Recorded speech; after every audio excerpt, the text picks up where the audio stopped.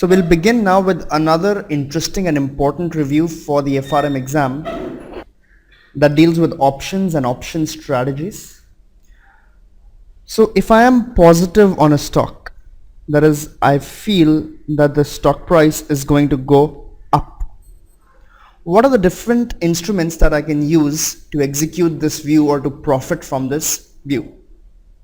First option is to go and simply buy the stock or long the stock in the spot market, so that when the stock goes up, the long position will gain. Another instrument that we could use that we studied in the previous session is called a forward. So the long party in a forward contract, as we studied, will gain if the stock price goes up. The short party will lose as the stock price goes up. With both these instruments, the only problem is that what if my view goes wrong? What if the stock actually falls? So with both these instruments, what if my view goes wrong?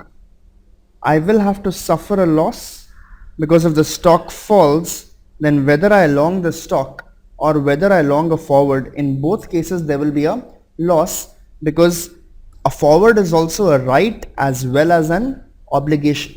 So I have the right to buy, and I will have to buy at that price, and I will sell at a lower price if the stock price goes down.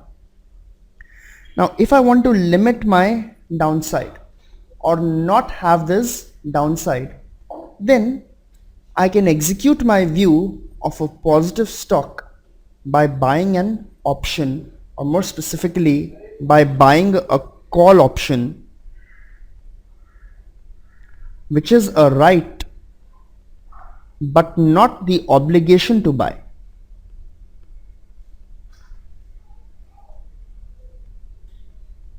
So if I have a call option with a strike price of $100, then at maturity or at a point, I have the right to buy this stock at $100 but not the obligation to buy. That is, if the stock price is 150, yes, I will exercise my right and buy it at 100. If the stock price is 90, I will not exercise it, because in the market it is available for 90. I will rather buy it from the market at 90. So remember, options, as the name suggests, is an option to buy or sell. A call option is the right but not the obligation to buy. A put option likewise is the right but not the obligation to sell.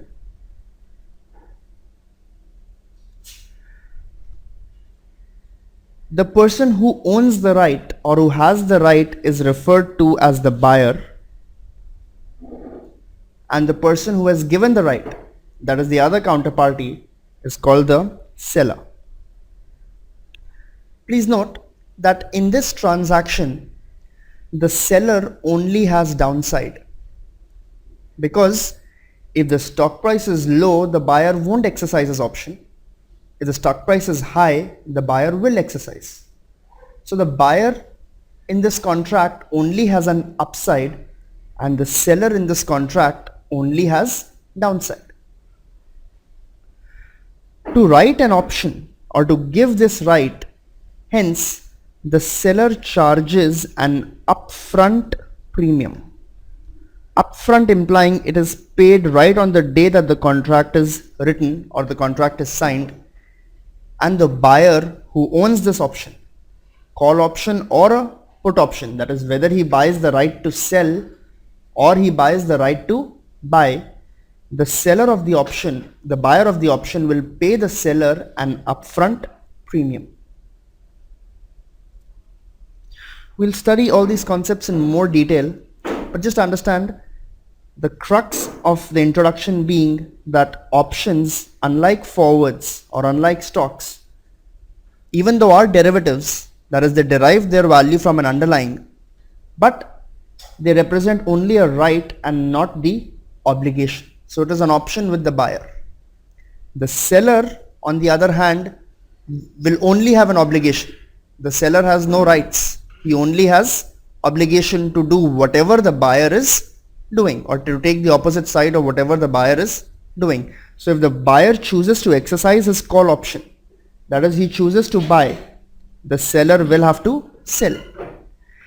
In a put option, if the buyer of the option or the holder of the option chooses to sell the stock at $100, the seller will have no option but to buy.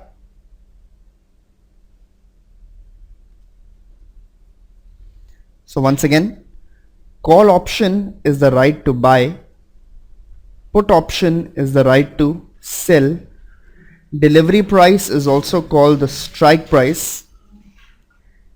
An American option is an option that can be exercised any time until maturity.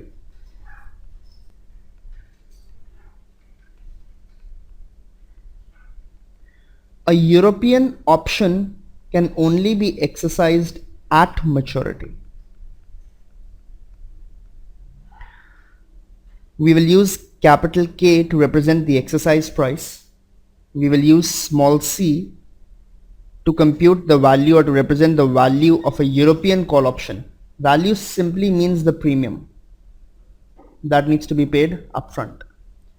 Capital C will be the value of an American call option that can be exercised anytime until maturity. Small p will be the value of a European put option, and capital P will be the value of an American put option. We will use these notations extensively in today's session, and you'll understand as the slides pass. Now let's understand the payoff on a long call. So let's assume that I purchased a call option with a strike price of $100 and a premium of $10. Please note, this premium I would have had to pay upfront. So I paid the seller a premium of $10 and I got the right that if I want, I would be able to purchase this stock for a price of $100. Please note that this is a European option, so it can only be exercised at maturity. Now the payoff diagram that we are seeing here, the y-axis is the payoff, that is the profit or the loss on the option, and the x-axis is the spot price at expiration. So this graph is being drawn at maturity. So let's assume this was a 3-month option. So this graph is being drawn at the end of 3 months, that is at maturity. The option was the right to buy at a price of $100 if I so desire. Now if the spot price ends up at $100 exactly, then whether I exercise or I don't exercise, it doesn't matter. I will still have to pay a price of $100 because in the market also the price is $100 and the option also gives me a price of $100. So in this case, there will be no incremental profit or loss on the option. The thin line represents the incremental profit. The dark black line represents the total profit on the option.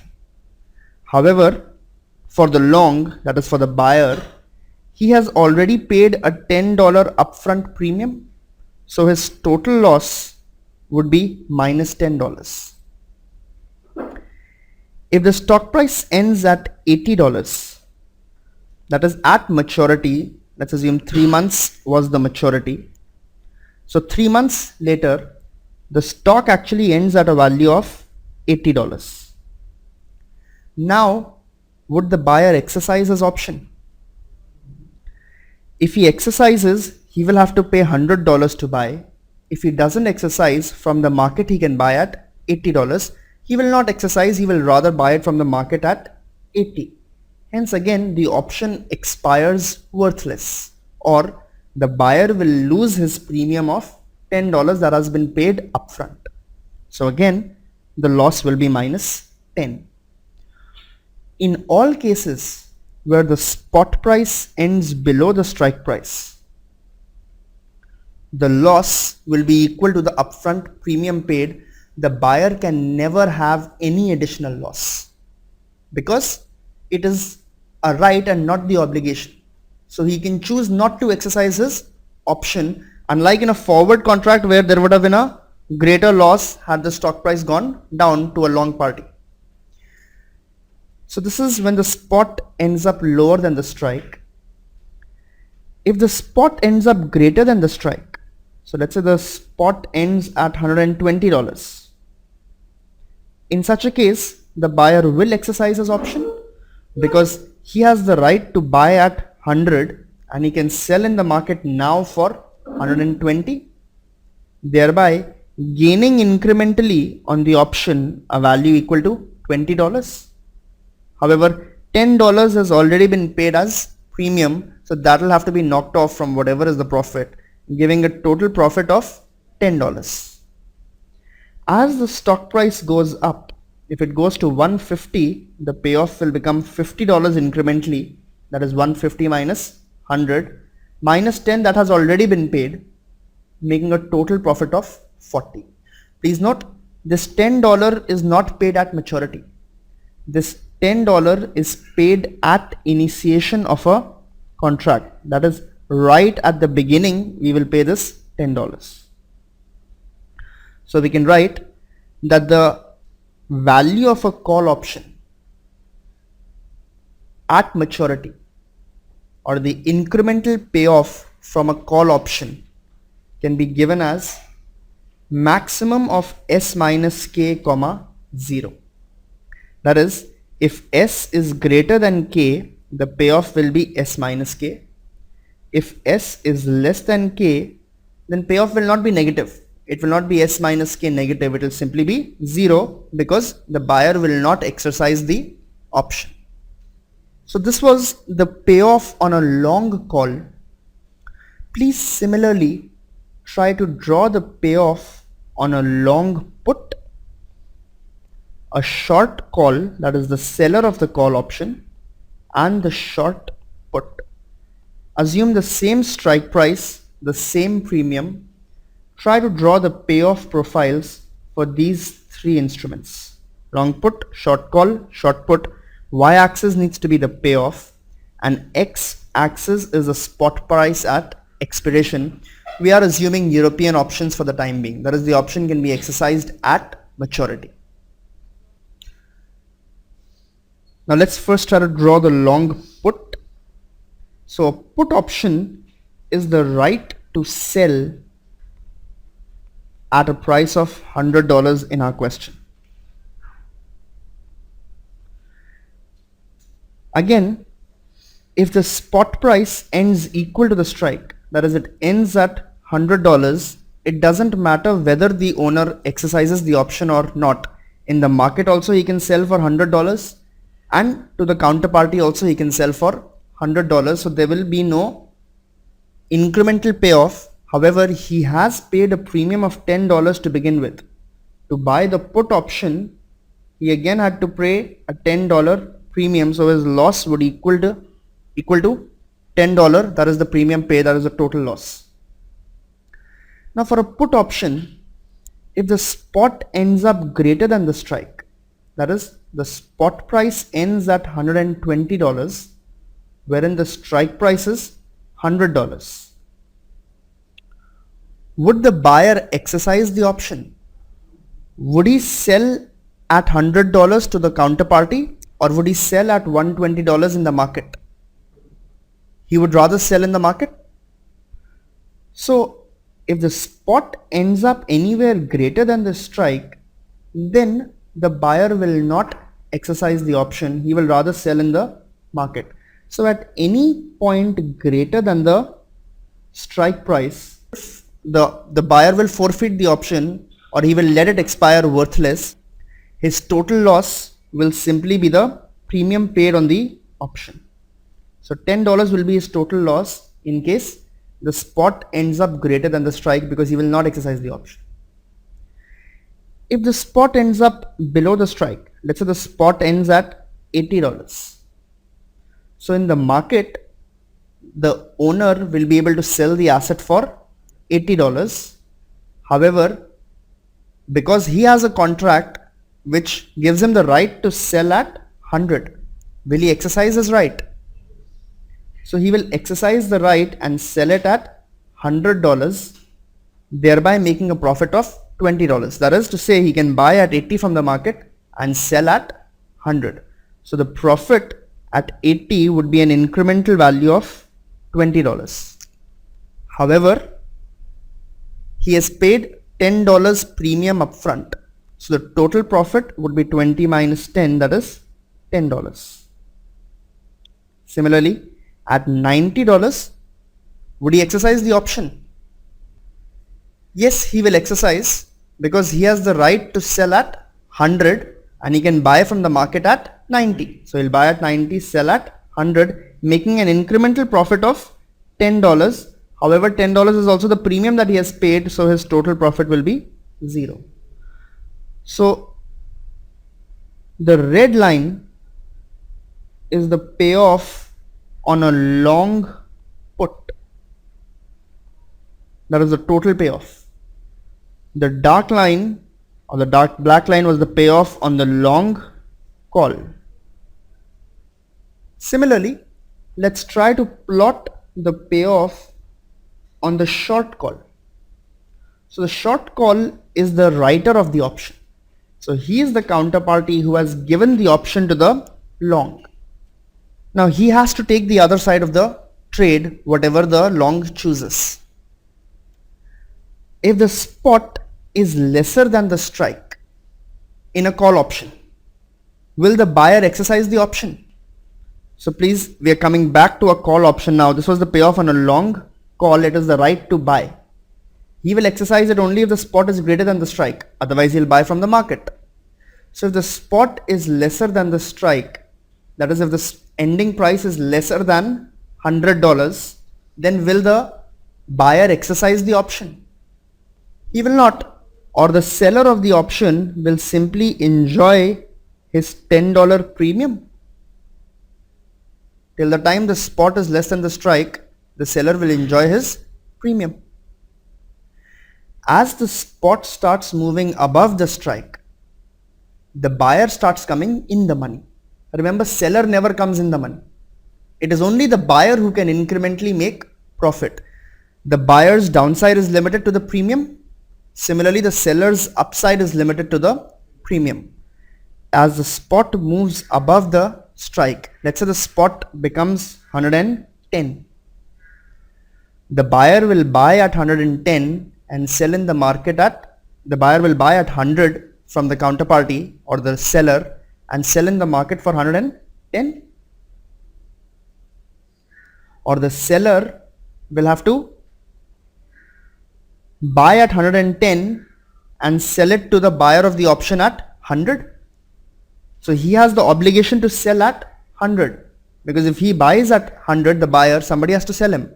The seller will sell at 100 and actual price is 110. So he is buying at 110 and selling at 100, thereby making a loss of $10. However, he also received a $10 premium, so his total loss will be 0. Similarly, at 120, his total loss will be $10. The buyer's total profit was $10. At 130, so on and so forth. Please note that the long call and the short call will have payoffs that are mirror images of one another along the x-axis. Derivatives, remember, are a zero-sum game. So one counterparty's profit is exactly equal to another counterparty's loss. That will be the case with the long call and the short call. Finally, let's try to draw the payoff of the short put. So the red line was the payoff on the long put. So once again, the put option is the right to sell at a pre-decided price of $100 in our case. The holder of the put option will exercise when the spot is lower than the strike. That is, he will sell at 100 and he will be able to buy at a lower price. If the spot ends up greater than the strike price, then the holder will not exercise the option, because why sell it at $100 when in the market you can sell it at a higher price? Put is the right to sell. The seller of a put option will have to take the other side of the trade. That is, he will have to buy in case the seller exercises his option. So if he sells, the counterparty will have to buy. If the spot ends up greater than the strike, the buyer will not exercise the option. Hence, the seller of the option will simply enjoy his premium. This was the loss to the long put. This will be the profit to the short put till the time spot is greater than the strike. As the spot goes below the strike, so let's say it goes to $90, will the holder of a put option or the buyer of a put option exercise it? Yes, he has a right to sell at $100. He will exercise it. He'll sell at 100 and buy at 90, thereby making a profit of $10. For the short counterparty, it will be the other way around. He will have to buy from the counterparty or from the holder at $100 and sell in the market at $90, thereby making a loss of $10. But $10 is also the premium he received, so his total loss would be 0. Similarly, if the stock price falls to $80, the buyer will have $20 of profit. He will sell at 100, buy at 80. Seller will have $20 of loss. He will have to buy at 80 and buy at 100 and sell at 80. So again, the blue line is the payoff on the short put. Please note, the long put and the short put will again be mirror images of one another. So let's take a look at all the 4 payoff diagrams once. This was the payoff on the long call. If spot is less than strike, just lose the premium. And as the spot moves above the strike, you gain because you buy lower and sell higher. In a long put, till the time spot is greater than strike, you don't exercise, because you have the right to sell. So if the spot is higher, you'll sell in the market. If the spot is lower than the strike, then you will sell to the counterparty at 100 and you'll be able to buy at a lower price, making a profit. So long call gains when the spot moves up. Long put gains when the stock price moves down. The payoff to the short call and short put would be exactly mirror images. Till the time the option is out of the money, we'll explain it in more detail, but till the time this buyer doesn't exercise, the seller will realize his premium. As the buyer exercises the option, the seller will start losing to the extent that the buyer gains. Similarly, for the short put, to the extent that the buyer does not exercise the option, you would enjoy your premium. As the stock price falls and the buyer gains, the short put would have an equal amount of loss. So that was an introduction to the 4 types of options, rather the 2 types of options and the 4 positions that can be taken. Call option is a right to buy. Put option is a right to sell. So payoff on a call is equal to the spot minus the strike. That is, as the spot price goes up, call option gains. Payoff on a put is given as the strike minus the spot. So if $100 was my strike price and $80 is the spot price, then the incremental payoff will be 100 minus 80. If the spot goes above the strike, then the payoff from a put doesn't become negative because it is an option. So the buyer will simply not exercise the option and hence the payoff will be 0. Please note, these are incremental payoffs. Premiums have to be paid upfront. So whatever is the premium is paid right at the beginning of the contract. So remember, S minus K is the payoff on a call, K minus S is the payoff on a put option. Now, arguably the most important relationship in the review on options and option strategies would be the put call parity. The put call parity can be derived in many ways. We will study one method of deriving it.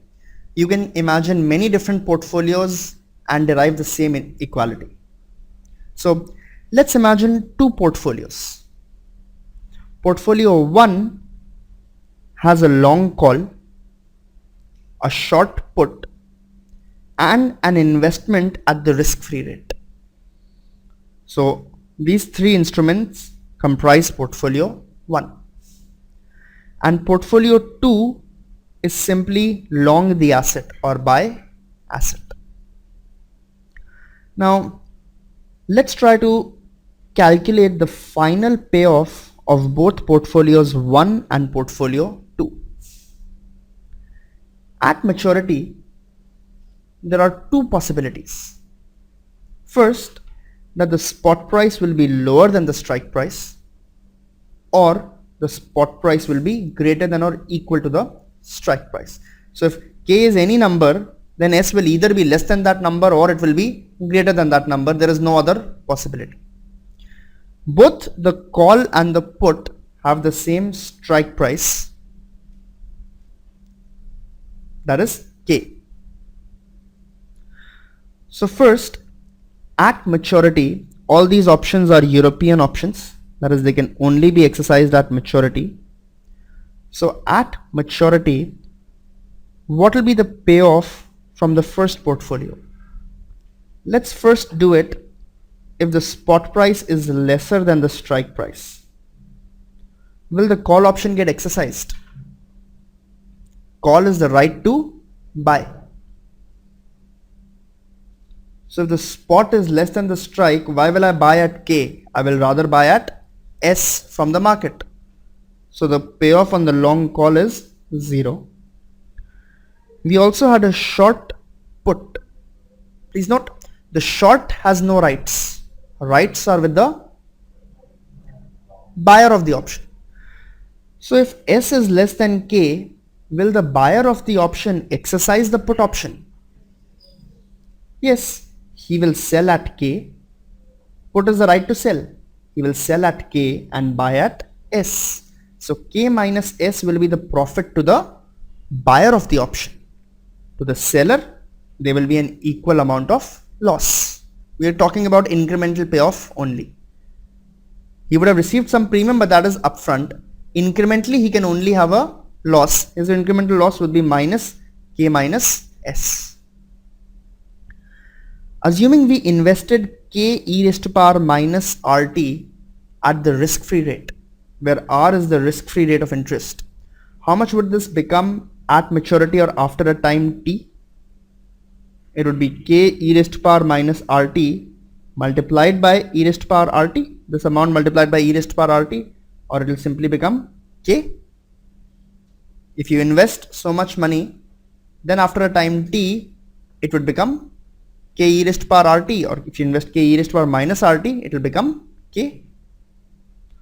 So if the spot ends up below the strike, then the total payoff from the first portfolio will be 0 minus K minus S plus K, that will simply be equal to ST. If I sum these three values up, please note, we will explain later as to why we are doing this and you'll understand very soon. Just for now, try to understand that this is a portfolio that has been created and try to compute the final payoff of this portfolio. If the spot ends up greater than or equal to the strike, then again there are three instruments. Let's see the payoff on each of the instruments and sum it up. On the first instrument, that is long call, what will my payoff be?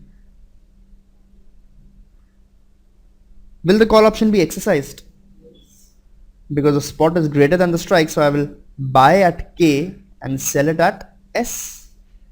So S minus K will be the payoff on the long call. Will the put option be exercised? Will I sell it at K or will I sell it at S if S is greater than K? I will rather sell at S, so the buyer of a put option will not exercise the option. So the incremental payoff on the put option will be equal to 0.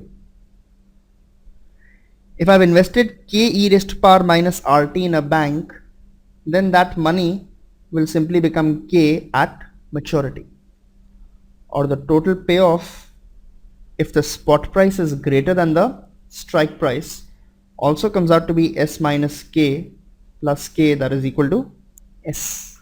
S is the spot price at maturity.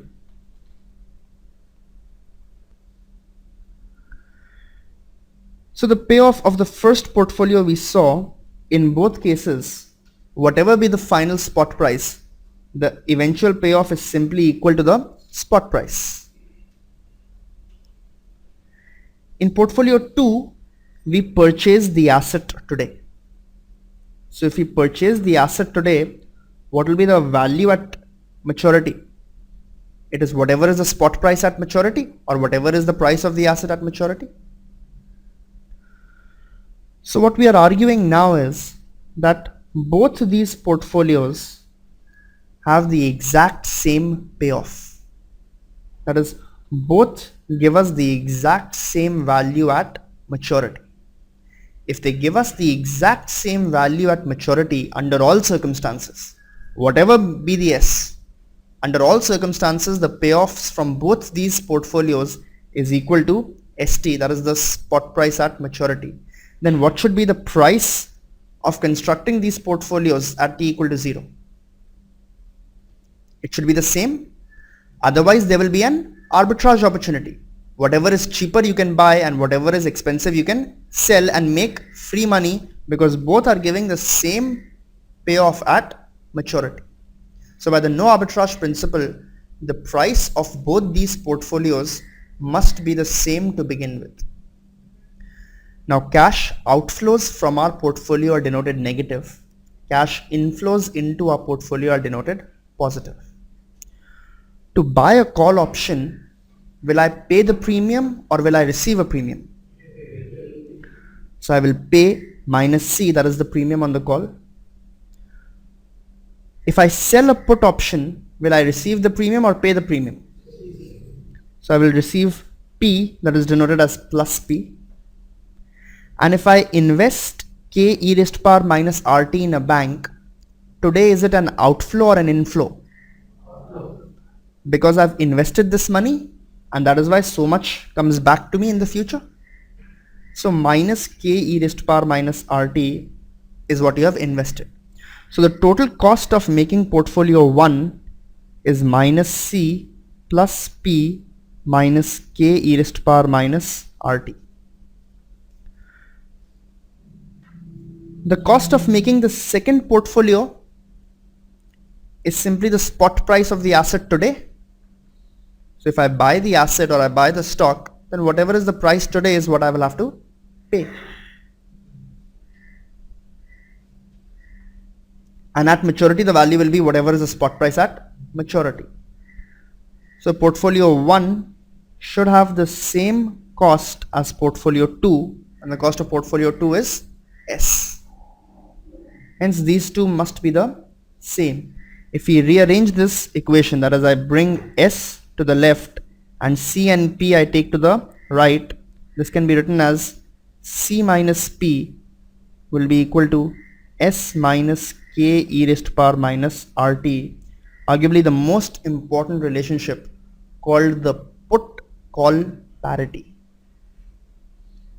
Relates the premium of a call option to the premium of a put option, works only for European options.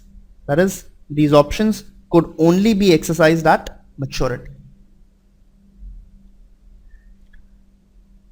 In other words, we can say that a long position in an asset, portfolio 2, is simply a long position in an asset that is equivalent to a long position in a European call option with a short position in an otherwise identical put combined with a risk-free investment or a risk-free position.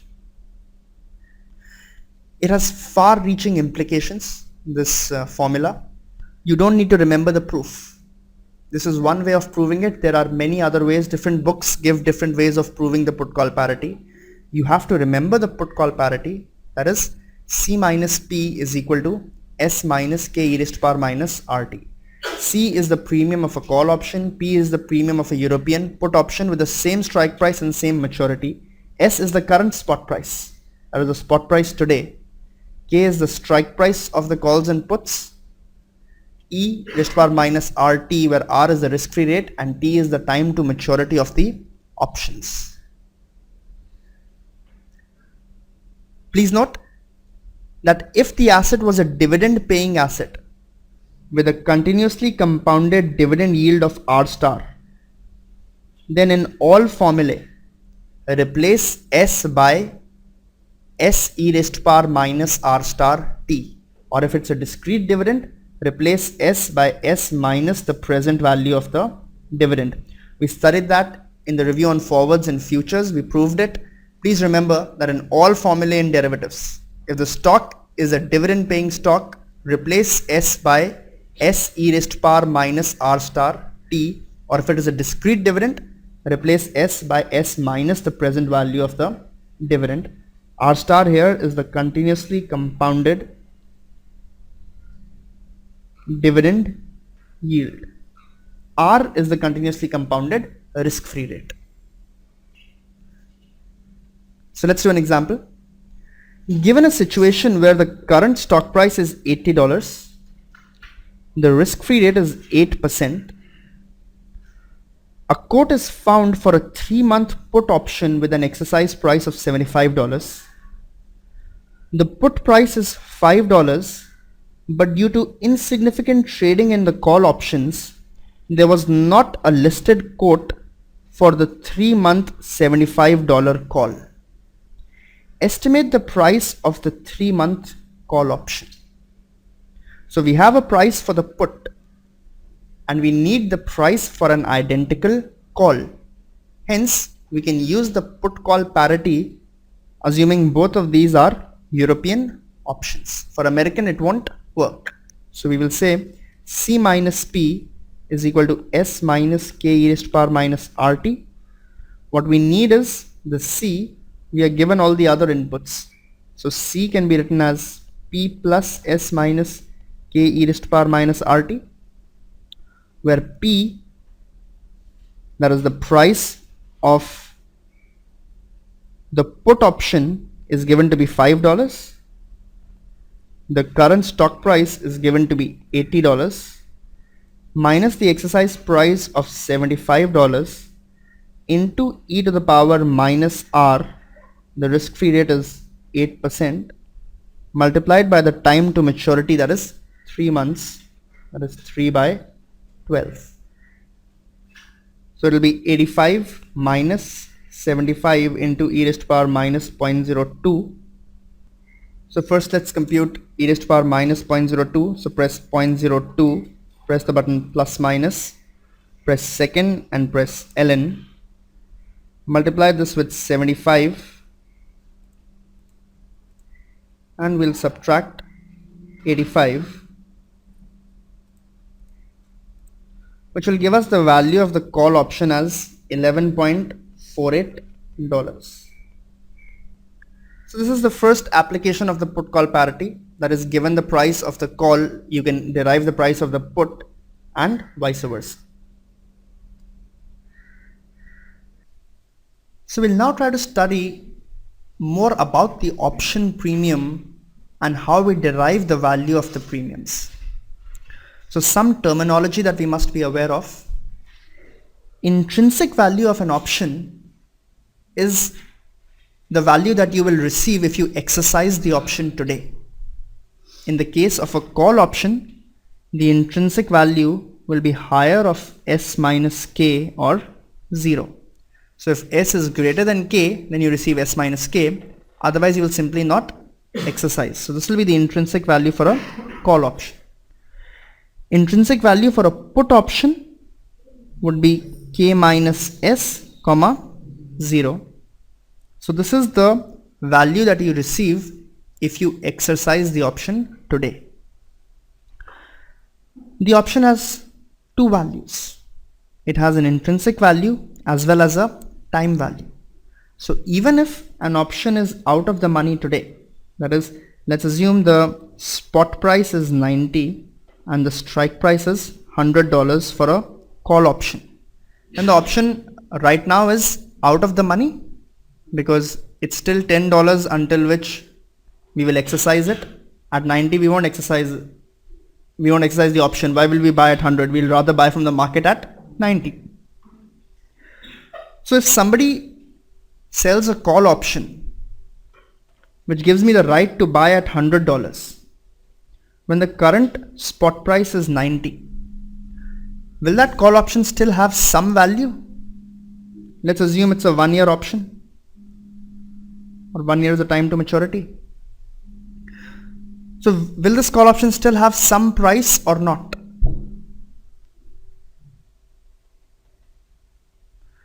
The spot price is 90, the strike price is 100. The premium that I'm paying for this option will be a positive number, because there is some possibility that this price can go above 100 in 1 year and the option can come in the money and there will be a payoff, because to the buyer there is only upside. If it doesn't, it's okay, he will not exercise the option, but there is some chance that it may go up, and to that extent some premium has to be charged. So for out of the money options, the premium charged is only equal to the time value. Time value represents the probability that the option may come in the money in the future.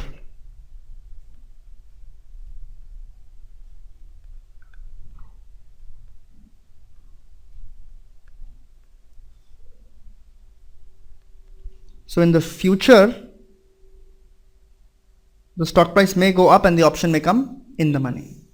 Intrinsic value is how much would we get by exercising it today. The total value of the option is the intrinsic value plus the time value. So time value is it may come in the money in the future or it may come more in the money. If it is already in the money, it may go more in the money in the future.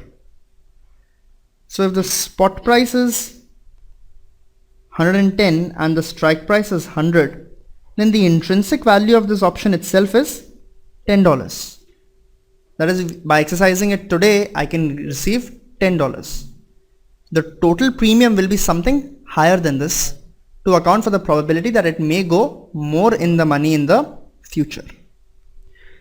In the money is if the spot price is greater than the strike price for a call option, and if the strike price is lower than the spot price for the put option. At the money, if spot price is equal to the strike price. Out of the money, the other way around, if spot is less than the strike for a call and a spot is greater than the strike for a put option. As the spot price goes up, the call option starts to come in the money. Until the strike, the intrinsic value is 0 or the option will not be exercised. After the spot goes above the strike, there will be a 45-degree line according to which the payoff will move. That is, as the spot goes up, the profit goes up by equal amount. If spot goes up by $10, profit will go up by $10. The total premium that we will pay for the option, we will derive in the next session an option valuation. But please note, that will be a sum of the intrinsic value as well as the time value. Intrinsic value is how much in the money we are currently, and time value accounts for the fact that the option may come in the money in the future or it may come more in the money in the future. So total value will be the intrinsic value plus the time value. For deep out of the money options, the premium will be very low. For deep in the money options, premium will be very high because you're already so much in the money. Remember, and we will prove it when we do the Black-Scholes model, the time value of an option is maximum when it is at the money. Or the time value of the options is maximum for at the money options.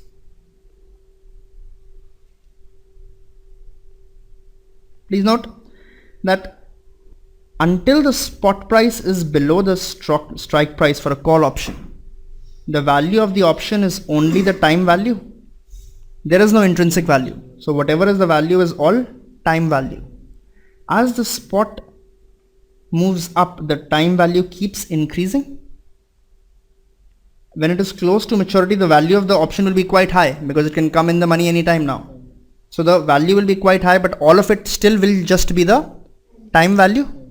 So time value is highest for at the money options. We will prove it as well when we study the Black-Scholes model. For now, just remember this. Similarly, for put options, as the spot goes below the strike, the option starts coming in the money. The premium will be the sum of the intrinsic value as well as the time value. We next try to understand the limiting values of options. So the maximum price of a call option will be the current spot price. So the call option is basically a right to buy. If the premium being charged is more than the current spot price, will I ever pay that premium? I will rather just buy the stock itself.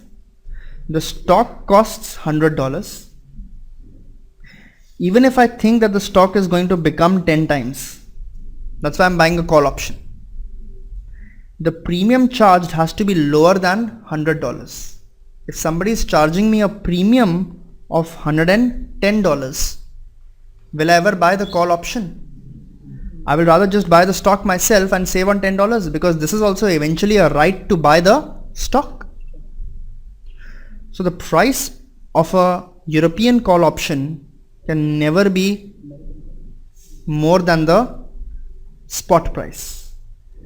Price of an American call option, or rather price of any call option, can never be more than the current spot price because I will otherwise just rather buy the stock.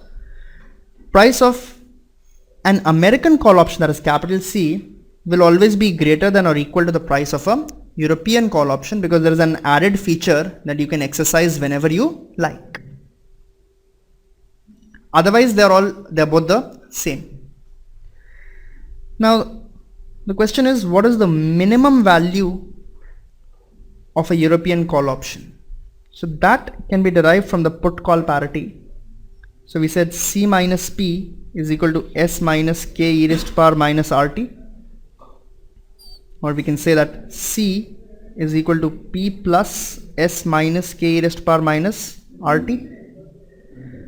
If P has to be positive, that is, the price of any option will always be positive. Even if it is deep out of the money, it can be a very small positive number, but there will be some price of an option. You will never pay somebody for giving him the right also.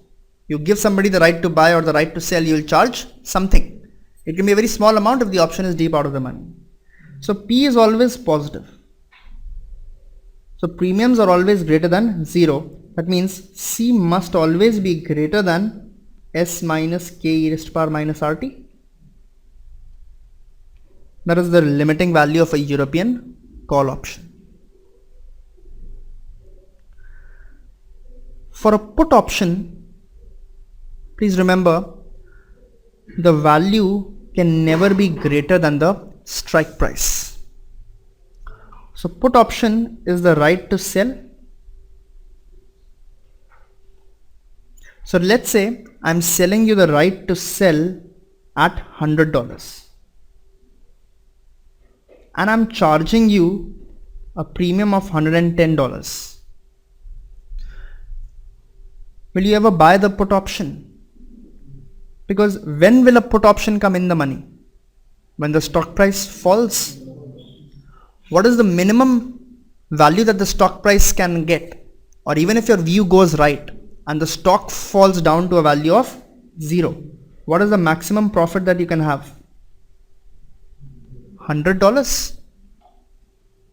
If it is a call option, or rather if it is a put option with a strike price of $100, then what is the maximum profit that you can have on the put option? Put option is the right to sell. So even if I sell it to him at $100 and I buy it at 0, that is the stock falls to a value of 0, what is my max profit going to be? $100. That is equal to the strike price. For a maximum profit equal to the strike price, will I ever pay more than the strike price? So even if I am 100% sure that the stock is becoming 0 or the company is going bankrupt, I will not pay more than the strike price for buying a put option. Again, value of an American put option will be greater than the value of a European put option because there's an added feature that you can exercise whenever you like. Similarly, from the put call parity, we can derive the minimum price. See, minimum price is 0 or this. If this is negative, then doesn't mean the price will be negative. Price is 0 or this value. So C minus P is S minus K e raised to power minus RT. Now we'll keep P on one side. So P will be C plus K e raised to power minus RT minus S. Price of a call option must always be greater than 0, or P must always be greater than K e raised to power minus RT minus S. So these are the limiting values or the maximum and minimum values of call and put options summarized again in this table. So call is always greater than or equal to S minus K e raised to power minus RT or 0. Put will always also be greater than X e raised to power minus RT minus S. The maximum value for a call option can be the current spot price. The maximum value for a put option can be the strike price. For a European put option, additionally, this maximum profit of X can come when? Only at expiration. So the maximum value will be X e raised to power minus RT, that is the present value of this X. And for a European put, this is what we just derived. Just remember, for an American put, the maximum value can be X minus S naught. Rather, the minimum value will be X minus S naught. That is how much it is in the money right now. So just try to memorize. Even if you don't memorize, just remember it can very easily be derived from the put call parity. Just rearrange and you will get the minimum value for a call, the minimum value for a put.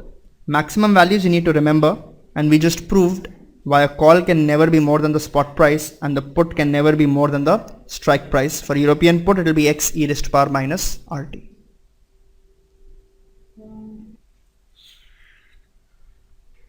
So compute the lowest possible price for a 3-month American and European 95 puts. The stock is currently trading at $90. For a put option, for a European put, it is K e raised to power minus RT minus S. For an American put, the minimum value is K minus S. K is given to be 95, risk-free rate is given to be 5%, and the time is 3/12 minus 90. So this will be the minimum price for an European put. And K minus S, that is 95 minus 90, or $5 will be the minimum price for an American put option. We derive this, we can derive it again. C minus P is equal to S minus K e raised to power minus RT, or P is equal to C plus K e raised to power minus RT minus S. C must always be positive, so P must always be greater than K e raised to power minus RT minus S. Only thing you have to remember is, for an American put, the minimum value is K minus S. That is the money that you can realize today by exercising the option. The strike price is 95. Then today itself you can realize a price of or a profit of 95 minus 90, that is $5. So 5 is the minimum price for a American put, and 95 e raised to power RT minus 90 is the minimum price for a European $95 put.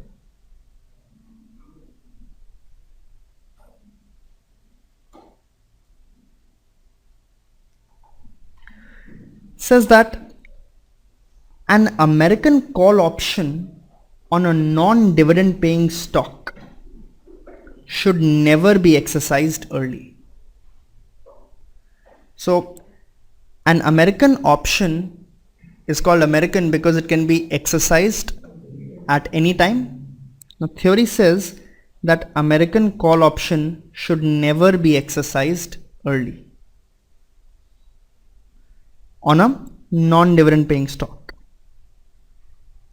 If we exercise the American call option, what is the value that we will get? Or our payoff will be S minus K. That is the value that we get at exercise. So even if you need the money and you want to dispose of your option, theory says you shouldn't exercise it. That is, don't take S minus K. If you sell the call to somebody else in the market, the minimum price that you will get from an American call option is how much? The minimum price that you will get, or the minimum premium for an American or a European call option, will be how much? C minus P is equal to S minus K e raised to power minus RT. So C is equal to P plus S minus K e raised to power minus RT. So the minimum price that you will get, that is, P has to be positive, so C has to be greater than S minus K e raised to power minus RT. So the minimum price, if you sell the call, C must be greater than this, will be S minus K e raised to power minus RT, which is always greater than S minus K. The risk rate is positive. If there is some time to maturity, this will be S minus K divided by e raised to power RT. So a lower number is getting subtracted. So this will always be greater than S minus K. So you should never exercise the option. If you sell it to somebody else, you will always derive a price, or you will always derive a value higher than what you would by exercising. If the asset pays income, then you can't say, because then S gets replaced by S e raised to power minus R star T. So this doesn't become S minus K e raised to power RT anymore. This minimum value will become S e raised to power minus R star T minus K e raised to power minus RT. Then this, you can't confidently say that this will always be greater than S minus K. So for dividend paying stocks, early exercise may occur, and especially if the dividend payments are large, then you may want to exercise right now, as the stock may come down in the future when the dividend gets paid. We can't say any such thing for a put option. So for a put option, it may be exercised early, it may not be. You'll have to see. By exercise, you'll get K minus S. If you sell the put option, you will get the premium P. So there's no precondition that this P will always be lesser or greater. So you'll have to see whether selling is getting you more money or whether exercising the option is getting you more money. Just remember, for a American call option, the American feature is worthless if it is a non-dividend paying stock. That is, you should never exercise it early. You can sell a European call option also. European call option has a limitation that it cannot be exercised. Doesn't mean you can't sell it. So you can sell a European call option. And even for American, we say that selling is better than exercise. Given strictly positive interest rates, the best way to close out a long American call position early would be to sell the call to somebody else. Which of the following statements about, never mind this one, guys. What is the lower pricing bound for a European call option with a strike price of 80 and 1 year until expiration? The price of the underlying is 90 and the 1 year interest rate is 5% per annum. So lower bound is S minus K e raised to power minus RT. That will be 90 minus 80 into e raised to power minus 0.05 into T. You can verify, this will come out to be $13.9. So that was about the review on basic options and option strategies. A very interesting and important concept. Make sure you practice many questions. Normally if you get this concept right, you're pretty, or you don't have to repeat it, you don't have to revise it again. So make sure that you get your concepts clear the first time so that you don't have to spend much time on this topic again. And a heavily tested topic, a scoring topic, numerical topic. So it's a lot of black and white. So once you understand the methods, you can't get a question wrong. So make sure you maximize your opportunities on this section. Thanks a lot and see you next time. Now very importantly, futures and options originally came in as risk management instruments. So we bought an option because we didn't want downside risk. We bought a forward because we wanted to hedge our position. Now there are various payoffs that can be created by combining options.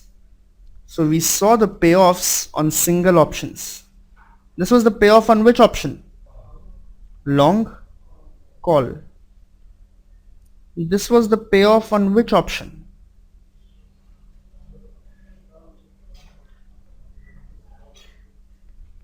Long put. Similarly, we studied the payoff on the short call and the payoff on the short put. So these were some payoffs that we created. Combining many options. Combining options can create other different payoffs that may be required in certain circumstances. So we'll study all the various combinations one by one and we will do some examples. The first strategy is called a covered call. Let's assume that I have short a call option.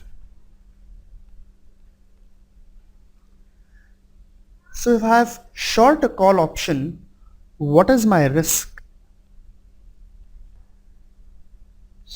Stock going up is the risk in a short call, because if the stock price goes up, the buyer will exercise, he will buy from you at K and sell in the market for a very high price.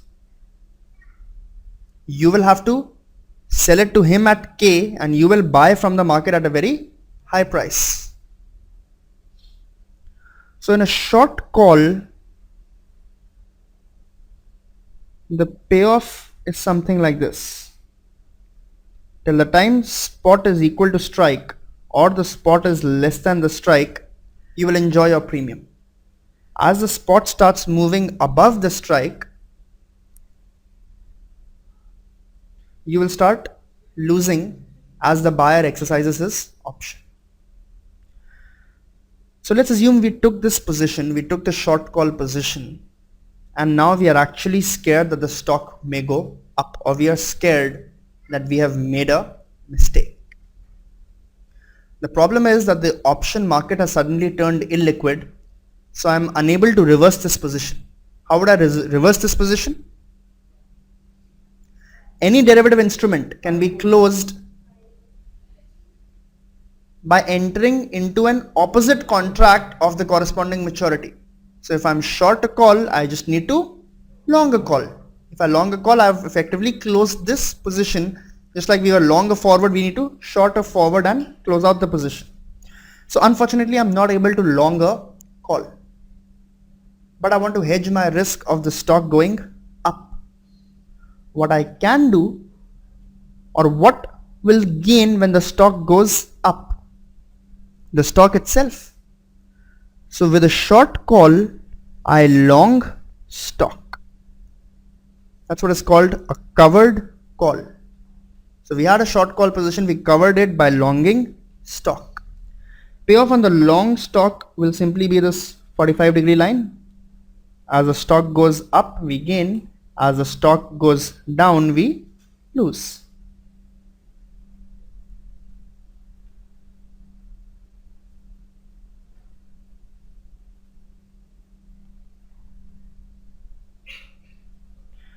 The combined payoff from the covered call can now be drawn. If the spot remains equal to the strike, and let's assume we purchase the stock also at the strike price, then there is no payoff on the long stock because I bought it and the stock is still there. On the short call, I will still enjoy my premium. So this will be my payoff if S is equal to K. As the stock price falls below, as the stock starts to come down, will the call option be exercised? Call is only exercised if spot is greater than K. If spot is less than K, then the call option doesn't get exercised. I will enjoy my premium. However, I also longed a stock. That long stock will now start losing money. If I hadn't longed the stock, this blue line would have been my payoff.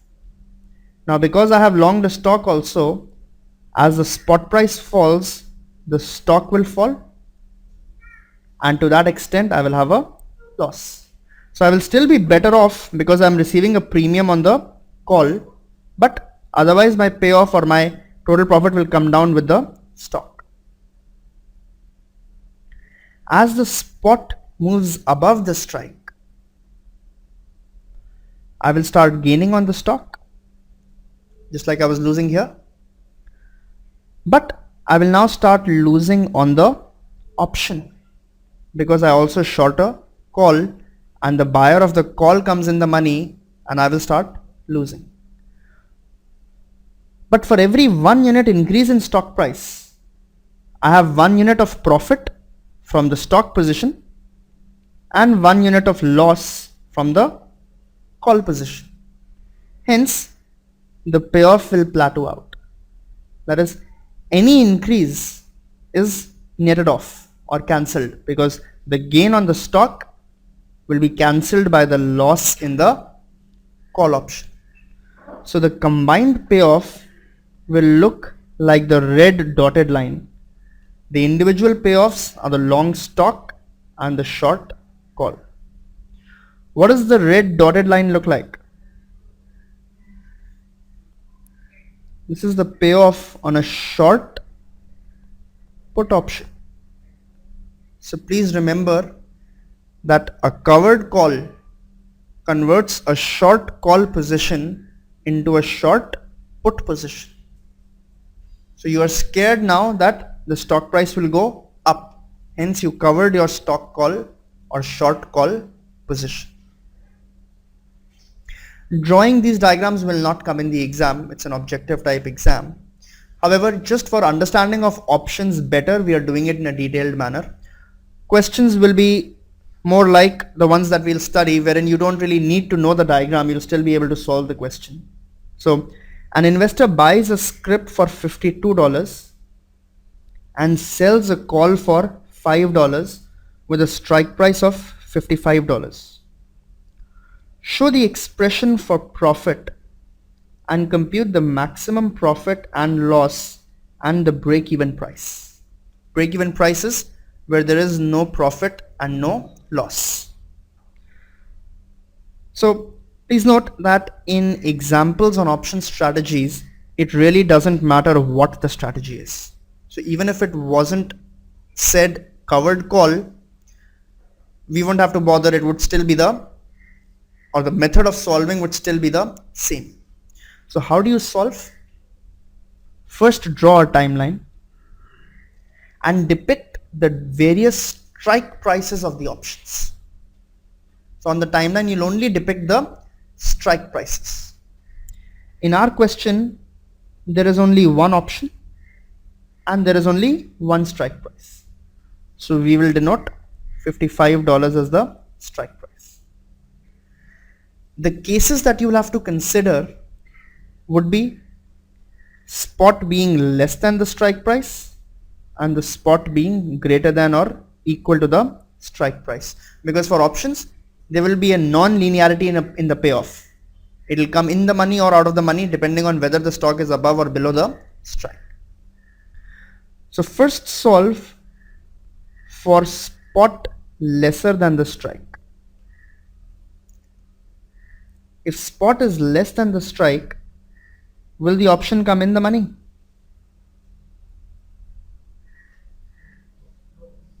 It's a call option. So call option will not be exercised, hence our payoff will simply be the premium on the call option and the payoff on the stock. The payoff on the stock will always be S minus 52. S minus 52 is the, because you purchased the stock for $52 and the current price of the stock is S. So S minus 52 will be the payoff on the stock plus the payoff on the call option, which is equal to $5. For all S less than K, this is what is going to be the payoff.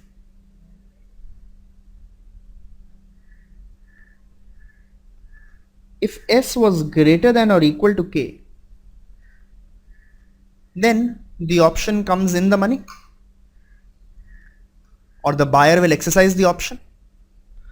So if the buyer exercises the option, then our payoff will be equal to minus of S minus K, because if S is greater than K, then S minus K will be the profit to the buyer, or we will have an equal amount of loss. This will be the payoff from the option. S minus 52 will continue to be our payoff from the stock, plus $5 is what we receive from the premium of the option, because when we sold the call, this 5 is going nowhere, so this 5 will always come. So if spot is greater than the strike, then please note the S will get cancelled. The strike price is 55, so the payoff will be 55 minus 52 plus 5, that is equal to $8. So if the spot is greater than the strike, then the payoff is a fixed amount of $8 as we just derived. Payoff from the option will be minus S minus K, from the stock will be S minus 52. This S will cancel each other, K is given to be 55. As the stock price falls, the loss or the value of our portfolio will also fall according to S minus 47. So if S is less than K, then the expression is S minus 47. So what is the maximum amount of loss possible?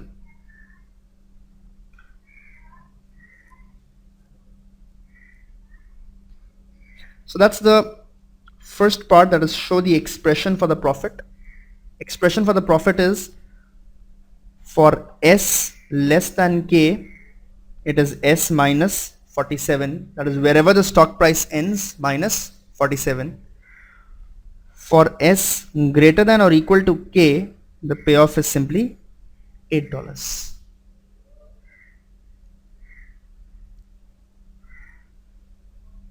And compute the maximum profit.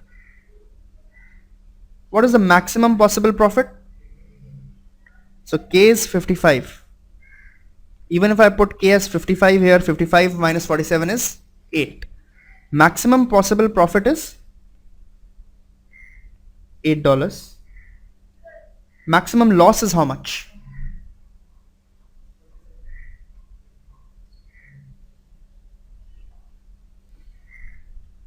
Maximum loss will be when S becomes 0. So maximum possible loss will be $47. Break-even price is where there is exactly 0 profit and 0 loss. So at what S Are we at break even?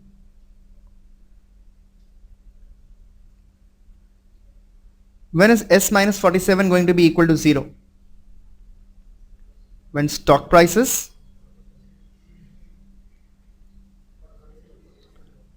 $47. So $47 is called the break-even price. Compute the profits when the stock price is 0, 45, 50, 55, 60 and 65. For 0 to 55, you will simply put it in this expression, S minus 47, and compute the answer. Above 55, that is 60, 65, the payoff will be how much? It will simply be $8 because S will get cancelled.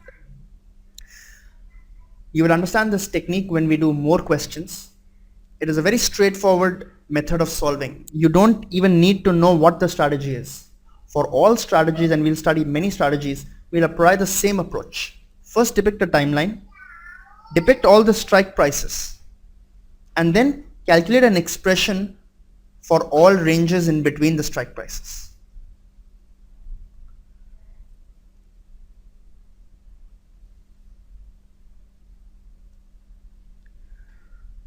The second strategy that we'll study is called a protective put. So let's assume that we are long a stock now. So to begin with, we are long stock. In such a scenario, what is the risk?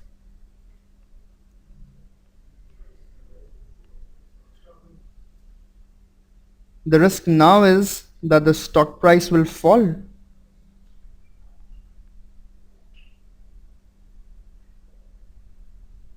So if the position to begin with simply is long stock, then as the stock falls there will be a loss, as the stock goes up there will be a gain. How do I protect against the risk that the stock price will fall? Which option can I use?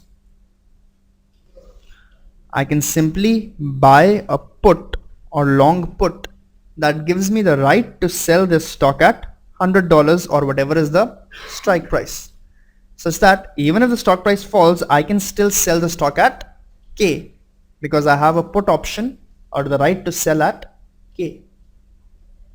The payoff on a put option can be depicted as, if the spot ends up above the strike, I simply lose my premium because for buying the put I would have paid some premium.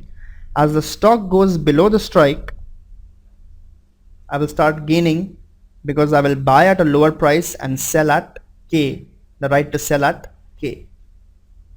So this is the payoff on the long put. The first was the payoff on the long stock.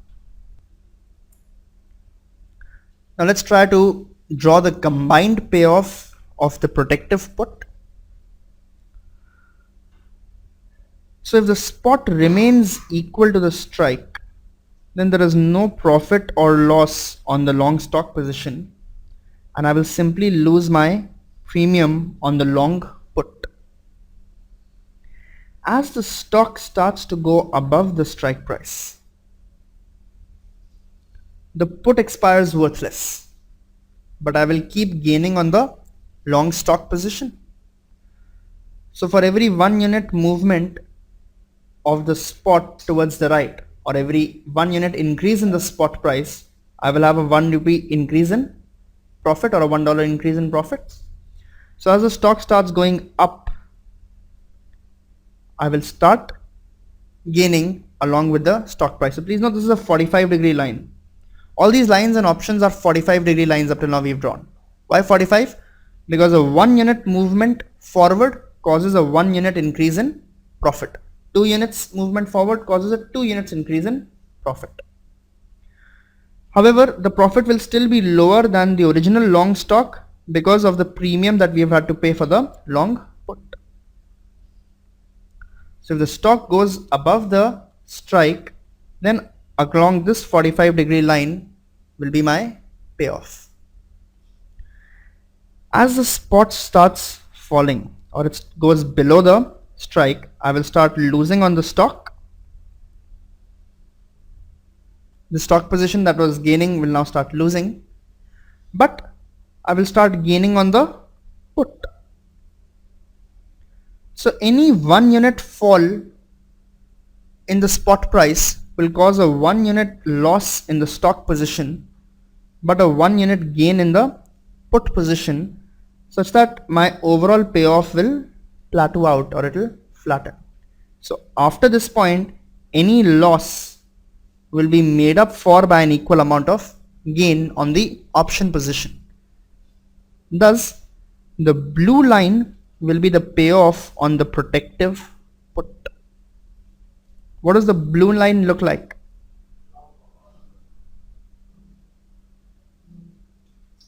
Looks like a long call. So remember, a protective put converts a long stock position into a long call position, that is protects against downfall, because you've purchased a put option.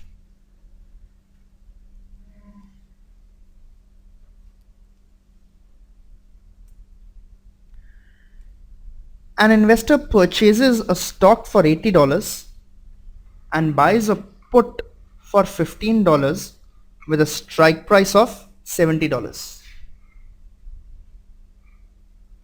Demonstrate the expressions for the profit and the maximum profit and compute the maximum loss and the break-even price.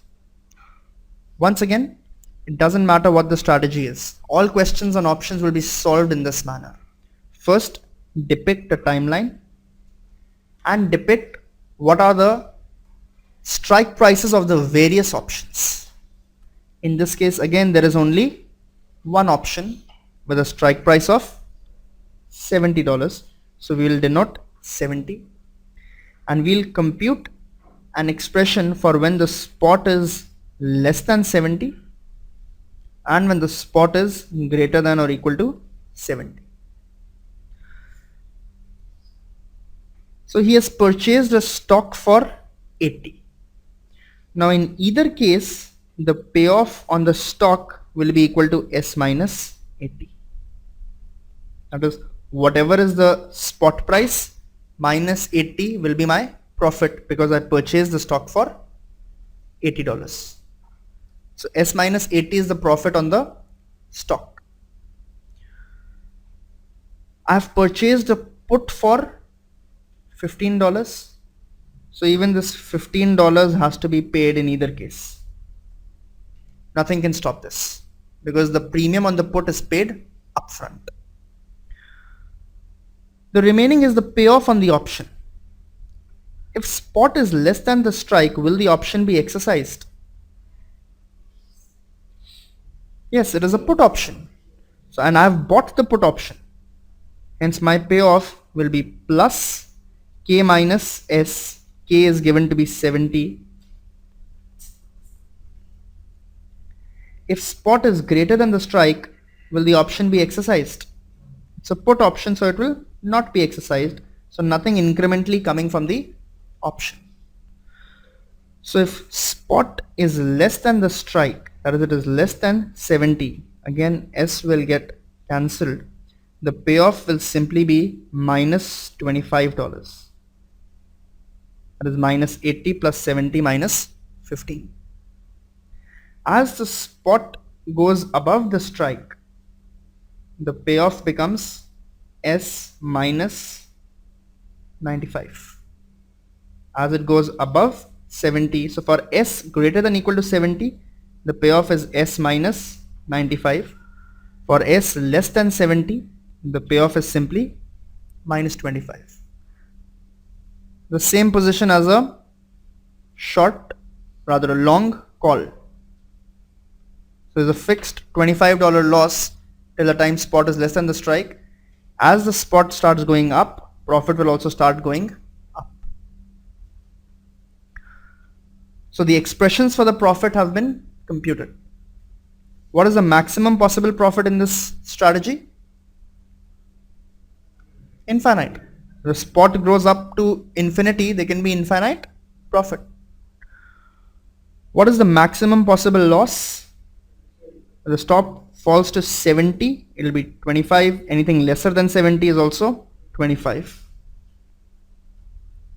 Break even price is where there is exactly no profit, no loss. So it is where S minus 95 will be equal to 0, or where S is equal to 95. So $95 is the break even price. Compute the profits when the price is 0, 70, 75. So 0 and 70, it will be $25. 75, 80, 90, 100, it will be S minus 95. Whatever is greater than 70, payoff will be minus 20, minus 15, minus 5 and plus 5. Once you've computed the expression, you just need to put the values in that expression and compute the answers. Again, it didn't matter whether this was a protective put. If we were just given this, we would have done the same solution, or we would have given the same solution. Going ahead, there will be 2 or even 3 or 4 options, and that's when the calculation will remain the same. It will just be a little more taxing on the brain. So just make sure that you're concentrated, otherwise you can't get this question wrong. Hope questions like this come, at least 2 or 3 questions like this normally come or normally show up on the exam. So you shouldn't be getting these questions wrong, because they're quite easy once you've understood the method and you follow a step-by-step process.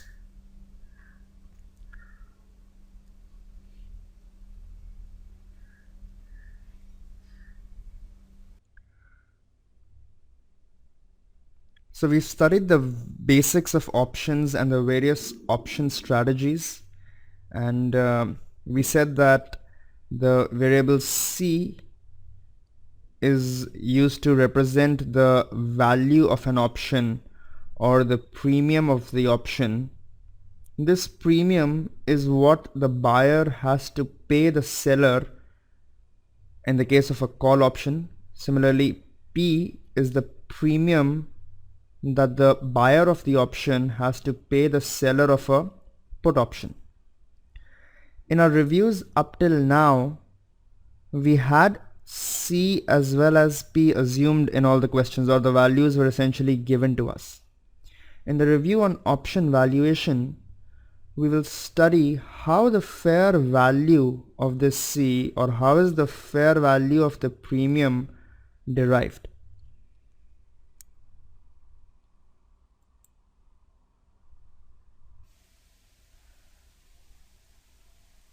So the first method that we'll study for calculating the value or the premium of a call or a put option is called the binomial method. The binomial method is a part of methods that are referred to as calculating the value of an option using numerical methods. So we'll study this method first in detail, and then we'll study the Black-Scholes model to compute the value of a call or a put option. So let's assume that there is a European call option with 1 year remaining to maturity and a strike price equal to $100. The current spot price is also equal to $100. The option expires in 1 year and it is European in nature.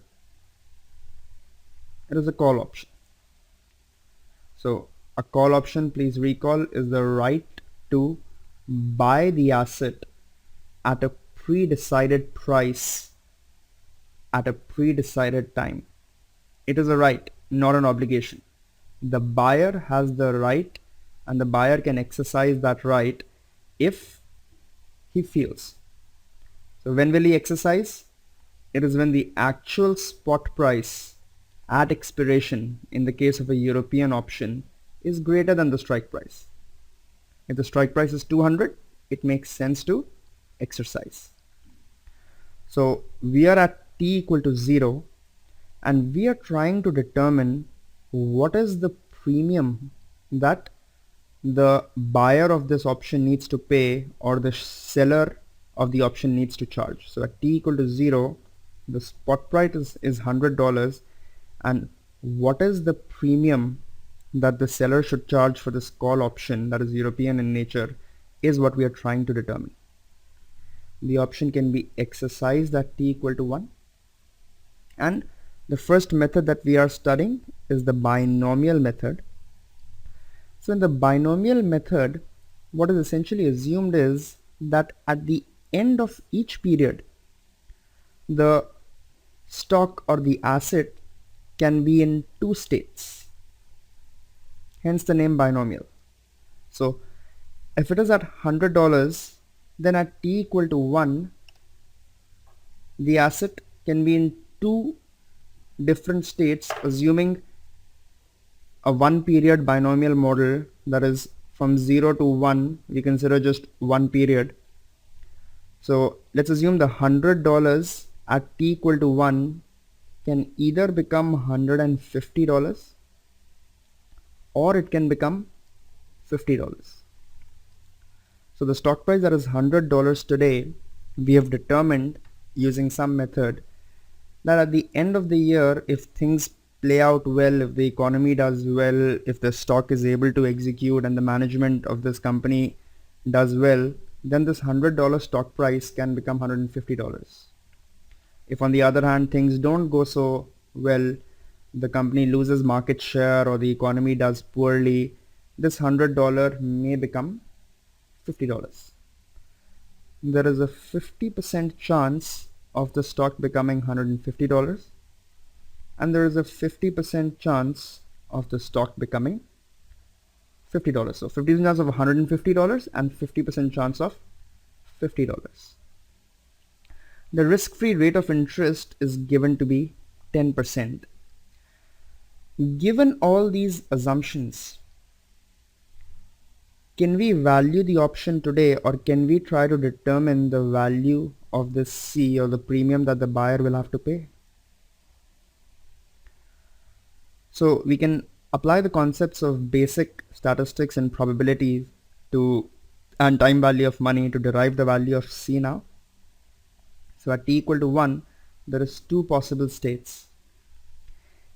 The option can get exercised at a strike price of $100, that is, the holder of the option or the buyer of the option can purchase this stock at $100 at t equal to 1 if he likes. If the stock actually ends up at $150, will the buyer exercise his option, or will he choose to purchase at $100? Yes, because he can sell it in the market for $150. So in the first case, the profit of the buyer of the option will be how much? Will it be $150 or will it be $50? Because he still has to pay $100 to buy it.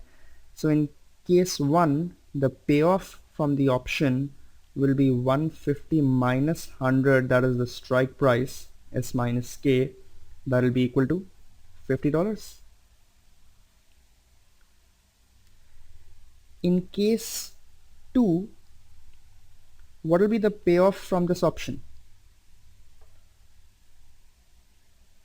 It will be minus 50, since the spot price has gone down by $50, or will it be something else? Please note that the payoff to the buyer can never be negative. The buyer pays an upfront premium, but after that it's an option. So he will simply not exercise. That is, why buy at $100 when you can buy it from $50 in the market? So he'll simply not exercise the option, in which case the payoff in case 2 will be $0. So that's what we see from this option in the two cases. So 1 year later, I'm either going to get $50 or I'm going to get nothing. That's what the buyer is looking at, and so is the seller. So the question now is that what is the fair premium that the seller will charge or the buyer will be willing to pay? So let's first compute the expected payoff. Neither the 0 nor this 50 is a 100% guarantee. So there is a 50% chance that we will get $50, and there is a 50% chance that we will get nothing. So the expected payoff from the option is equal to $25. However, when is this expected payoff coming? Is it coming today? Is it coming at t equal to 0, or is it coming at t equal to 1? This payoff is coming to the buyer, but is it coming today or at t equal to 1, at expiration or at exercise? It's happening at t equal to 1. So at t equal to 1, the buyer of the option, considering the assumptions that we have taken, is expected to receive $25.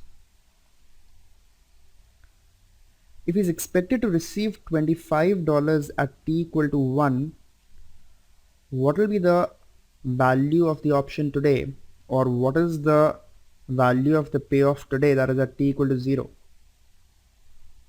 At t equal to 0, the value will simply be the present value of $25, which is nothing but 25 e raised to power minus RT, that is 25 into e raised to the power minus 0.1, since the risk rate is given to be 10%, into t, and t is nothing but 1 year.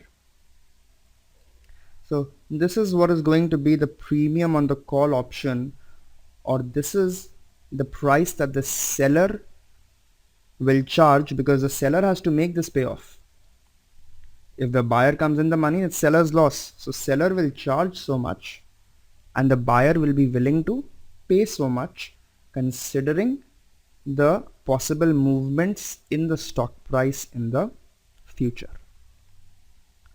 Now, this was just a basic simple explanation of the binomial model. In reality, various assumptions or various distributions need to be studied to understand what the size of this up move will be, what the potential size of this down move will be, what is the probability of the up move, what is the probability of the down move.